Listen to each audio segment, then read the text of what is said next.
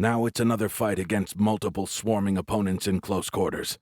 On the upside, it's not in the cramped enclosed spaces below decks. On the downside, the enemy is fucking on fire. Oh, and the deck beneath her feet is slick and heaving, and wind-blasted rain lashes down, and a 50,000-ton carrier is dying 10 feet away. What Yael mainly knows is there are now at least 3 very compelling fucking reasons she can't let these infected, biting, blazing dead bastards close to her. She drops the girl, giving her a shove toward the cabin, the best she can do, gets her Glock out in the tightest CAR deployment of all time, and starts weaving, sidestepping, dancing, ducking under burning, grasping arms, and making point-blank headshots on flame-rippling faces with wide-open, ravening, cooking mouths. The Glock goes dry fast, and she jams it back and pulls the tomahawk from her belt. She's so closely, tightly, and perilously engaged, limbs and whooshing fire and gnashing teeth looping all around her, that she doesn't have time, space, or bandwidth to look over when she hears the girl scream,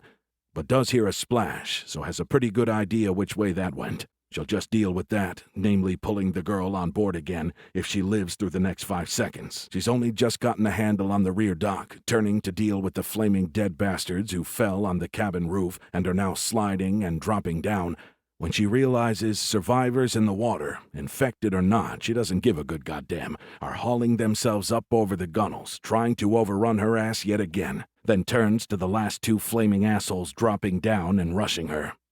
She's exhausted, frustrated, and has basically had enough of this fucking bullshit, so she puts a wide 2-armed side swing into the neck of the flaming son of a bitch lurching into her face, sending its fire-licked head spinning off into the darkness, body splashing into the pooled water at her feet, then resets and power hurls the axe overhand at the last dude, burying the blade up to the handle in the middle of his flaming face,